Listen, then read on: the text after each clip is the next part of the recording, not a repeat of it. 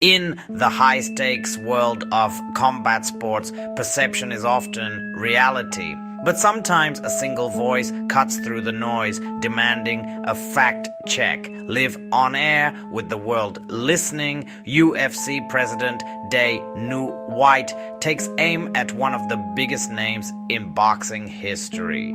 He doesn't throw a punch, he throws a challenge, directly questioning the carefully constructed billionaire image of Floyd Mayweather Jr. This isn't just a casual remark.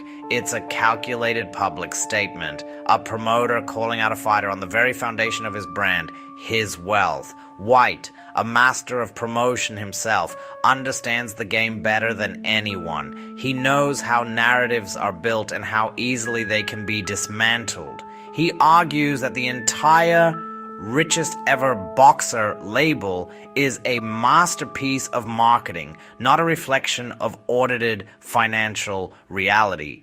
According to Day News, the net worth claims are strategically inflated, a house of cards built on leveraged assets and numbers spun by a relentless hype machine. He suggests that what we see is a brilliant illusion where projected earnings from pay-per-view events are presented as cash in the bank and ownership of assets is conflated with liquid capital.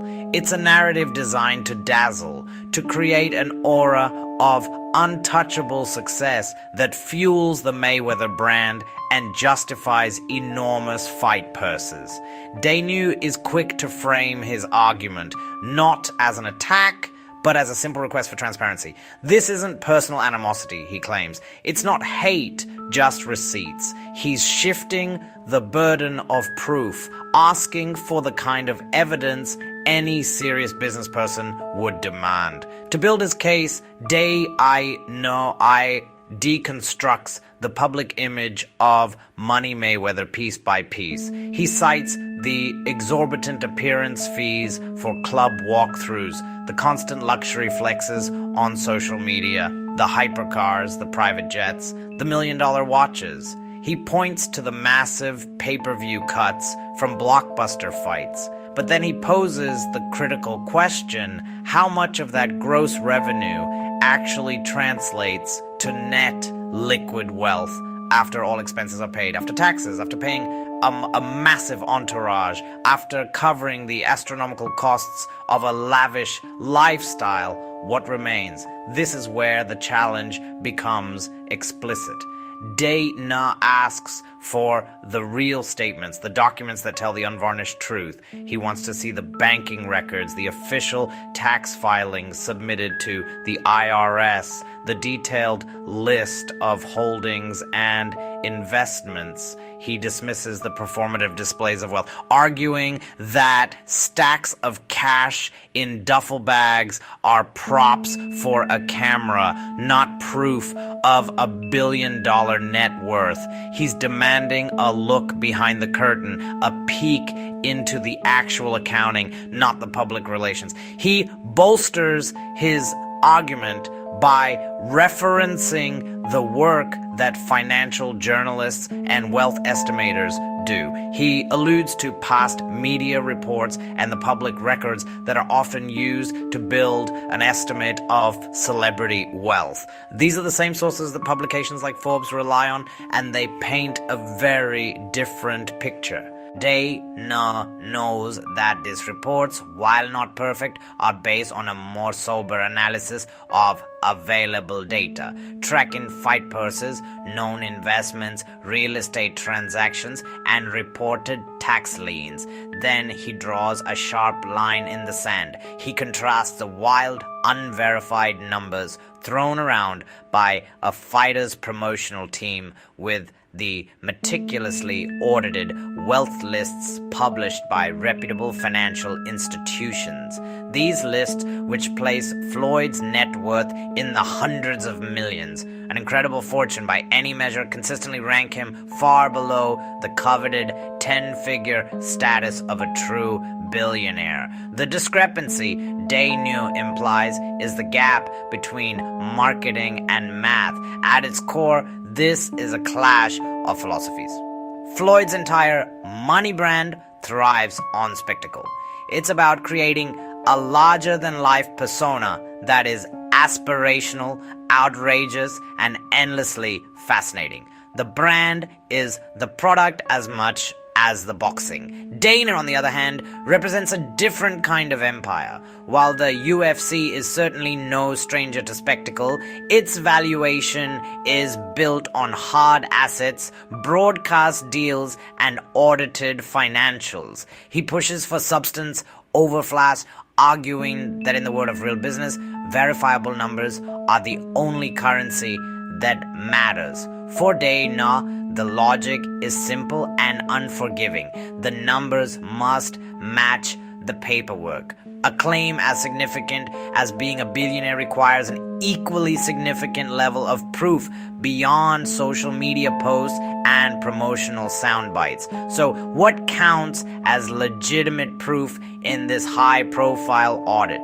What would it take for Dana White to publicly concede the point and acknowledge Mayweather's billionaire status? The criteria are clear and rooted in standard financial practice. First, independent audits and filings, not internal documents, but reports prepared and verified by a credible third-party accounting firm.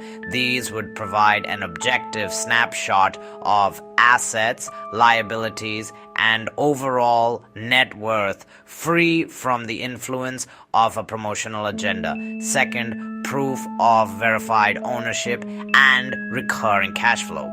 This means showing title deeds for real estate, brokerage statements for stock portfolios, and evidence of income from businesses that isn't tied to stepping in the ring. It's about demonstrating a diversified, stable financial base that generates wealth passively. This is the ultimate distinction. True wealth isn't defined by one-off fight bags, no matter how massive, or by staged piles of money for a camera. It's about sustainable, verifiable assets that exist long after the roar of the crowd has faded. The bottom line is this: Dana White has publicly claimed the billionaire talk is cap, a promotional strategy rather than a financial reality.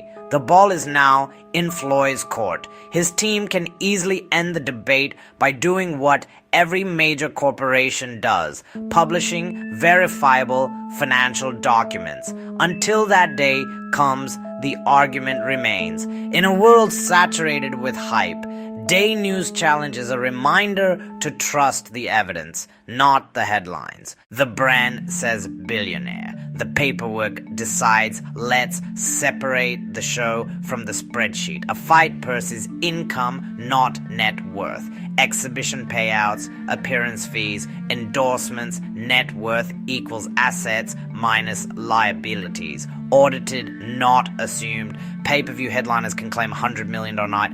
Promoter cuts, distributor fees, training costs, managers, taxes, revenue splits. The headline shrinks. Gross is the billboard. Net is the bank balance. Club walkthrough. $250K sounds huge. One night not recurring. Travel, security, team, taxes. One-offs don't equal durable wealth. Endorsements pay. Clauses, clawbacks. Stock that vests over years. Paper equity isn't cash until there's a sale. A dividend. A verified market value. Exhibition checks spike the graph, then flatline. Real wealth is repeatable cash flow, not sporadic paydays. Luxury real estate looks rich. Mortgage to the hilt, leverage, not liquidity. Exotic cars depreciate.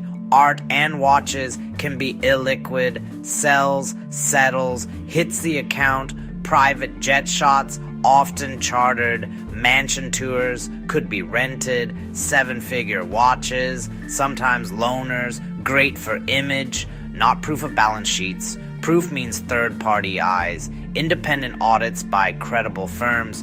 Brokerage statements showing settled positions. Title deeds without hidden liens. Bank statements with cleared cash. K1s, 1099s. Tax filings that reconcile with the story. If you claim the Comma Club, verify it. assets minus debts signed off by auditors, not captions. Not captions dressed as cash. Income performs, net worth endures. One is a moment, the other is measured independently, repeatedly, on paper. Pull up the paperwork. Here's the checklist that actually counts. Independent audits, Big Four reputable regional firms, signed reports, clean opinions, notes reviewed, not skipped, verified filings, Secretary of State records, SEC Edgar filings, UCC filings, names match, dates align, tax documents, filed returns, not drafts, K1s, W2s, 1099s, reconcile to bank deposits, proof of payment or confirmed extensions, lien searches, county records, UCC databases, property vehicles, equipment receivables, corporate ownership records, cap tables, operating agreements, share certificates, board minutes, beneficial ownership identified, recurring cash flow, contracts AR aging, ACH statements, dividend histories, month over month, quarter over quarter, valuation methods, DCF with stated assumptions,